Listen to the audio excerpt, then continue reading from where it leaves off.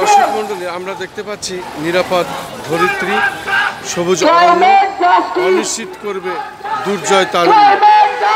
দেখতে পাচ্ছি জাতীয় প্রেস ক্লাবের সামনে আজকে এভাবেই তারা মানববন্ধন করছে এবং এই মানববন্ধন জাতীয় প্রেস ক্লাবের সামনে আমরা দেখতে পাচ্ছি আমি Khandakar Masuduzzaman, Taranuj BD, TNB, SS, JR TV, TV, কেজার টিভি, সেই সাথে তারানুজ বিডি সম্পাদক ও প্রকাশক হিসাবে ধারাবাহিকভাবে যে কাজটি আমরা সাধারণত করে থাকি ঠিক তারই ধারাবাহিকভাবে আজ এই কাজটি আমি করে যাচ্ছি এবং দেখে যাচ্ছি।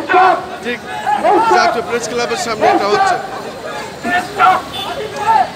আপনার পিঠে দেখতে পাচ্ছি জাতীয় পতাকা, হাতে দেখতে পাচ্ছি রিফ্লেক্ট, গায়ে দেখতে পাচ্ছি গেঞ্জিতে। আপনি কি চাচ্ছেন আজ জাতীয় প্রেস ক্লাবের সামনে? আপনার নাম পরিচয় দিয়ে বলিষ্ঠ কণ্ঠে বলুন। আমি আব্দুল হান্নান মিল্টন, একজন জলবায়ু যোদ্ধা। বর্তমান বিশ্বে তাপমাত্রা যে হারে বৃদ্ধি পাচ্ছে, জলবায়ু সমস্যা আমরা জর্জরিত। গতকালকের ঘটনা, দুবাইতে যে ঘটনাটা ঘটেছে, পুরোটাই কিন্তু জলবায়ুর কারণে হয়েছে। এই জলবায়ু সমস্যা যদি আমরা মোকাবেলা করতে এখনই মাঠে না নামি, তাহলে কিন্তু আসলে এই সমস্যাটা মোকাবেলা দিন দিন বৃদ্ধি পাবে, তাপমাত্রা বৃদ্ধি পাবে, পৃথিবী ধ্বংসের দিকে চলে যাবে। পৃথিবীকে বাঁচাতে হলে আমরা এই বাংলাদেশ থেকে আওয়াজ তুলেছি, বাংলাদেশের জনগণ হয়ে বাংলাদেশ থেকে জলবায়ুর জন্য কাজ করছে।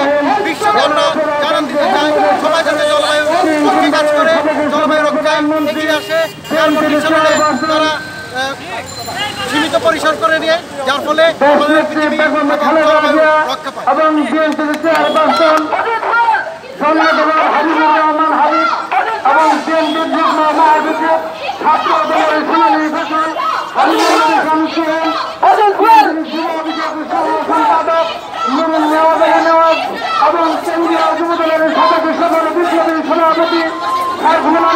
আমরা দেখতে পাচ্ছি বৈশ্বিক জলবায়ু ধর্মঘট 2024।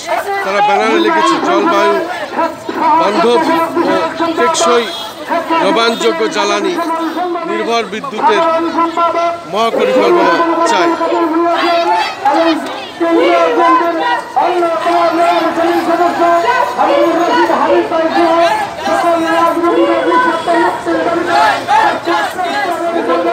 আমি আপনার কার্ড দিয়ে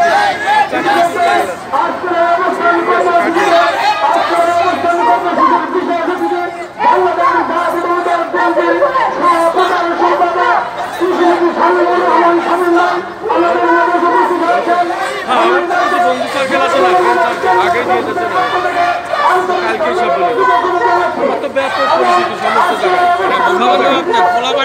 না না, বয়স্ক আছে, তারা করেছে এটা।